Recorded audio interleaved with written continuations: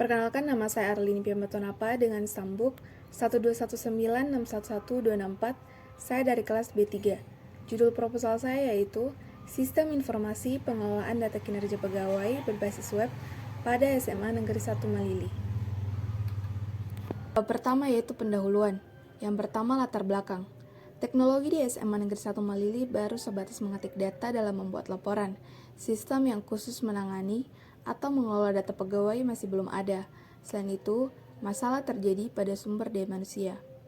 Yang kedua, identifikasi masalah. Yang pertama, dalam pengelolaan laporan, sering terjadi penumpukan atau bahkan kehilangan data.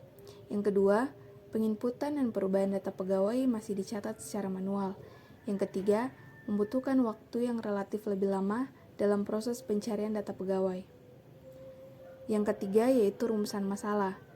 Bagaimana merancang dan membangun sistem informasi pengelolaan data kinerja pegawai berbasis web pada SMA Negeri 1 Malili. Yang keempat yaitu batasan masalah. Yang pertama, data yang diolah dalam sistem ini hanya data kinerja pegawai di SMA Negeri 1 Malili. Yang kedua, aplikasi ini berbasis web. Yang ketiga, sistem ini hanya dapat diakses oleh staf tata usaha SMA Negeri 1 Malili. Yang kelima yaitu tujuan penelitian, menghasilkan laporan yang efektif, akurat, dan mempermudah staf tata usaha dalam mengelola data-data pegawai. Yang keenam, manfaat penelitian. Yang pertama, bagi peneliti, bertambahnya wawasan dan pengalaman peneliti tentang ilmu-ilmu teknologi informasi, khususnya dalam membangun sistem informasi berbasis web. Yang kedua, bagi instansi, tersedianya sistem data pegawai di SMA Negeri 1 Malili yang didukung oleh database untuk penyimpanan data-data pegawai. Bab 2 yaitu tinjauan teoritis. Yang pertama, tata usaha SMA Negeri 1 Malili. Tata usaha sekolah adalah bagian dari unit pelaksanaan teknis penyelenggaraan sistem administrasi dan informasi pendidikan di sekolah. Informasi yang tata usaha kelola sangat penting sebagai basis pelayanan dan pengambilan keputusan sekolah. Yang kedua adalah sistem. Sistem adalah sekumpulan elemen yang saling terkait atau terpadu yang dimaksudkan untuk mencapai suatu tujuan. Yang ketiga yaitu PHP. PHP adalah singkatan dari Hypertext Preprocessor, yaitu bahasa pemrograman web server side yang bersifat open source. Yang keempat yaitu MySQL. MySQL adalah sebuah perangkat lunak sistem manajemen basis data, SQL, atau Database System Management, atau DBMS, yang multi-thread dan multi-user. Yang kelima yaitu SAM. SAM merupakan tool yang menyediakan paket perangkat lunak ke dalam satu buah paket. Bab 3 yaitu metode penelitian. Yang pertama, jenis dan lokasi penelitian. Yang kedua, sumber data. Yang ketiga, metode pengumpulan data. Yang keempat, instrumen penelitian. Yang kelima, teknik pengolahan dan analisis data. Yang keenam, metode perancangan sistem. Dan yang ketujuh, teknik pengujian sistem. Yang pertama, jenis dan lokasi penelitian. Jenis penelitian yang dilakukan adalah metode kualitatif. Adapun lokasi penelitian ini dilakukan di SMA Negeri 1 Malili, Kabupaten Luwu Timur, Provinsi Sulawesi Selatan. Yang kedua yaitu sumber data. Data pada penelitian ini diperoleh dari peneliti langsung dan wawancara dengan beberapa pihak. Selain itu, diperoleh juga dari buku, jurnal, dan sumber-sumber data online. Yang ketiga yaitu metode pengumpulan data. Yang pertama, observasi. Peneliti melakukan pengamatan secara langsung ke lapangan dengan penyesuaian data yang ada. Yang kedua yaitu wawancara.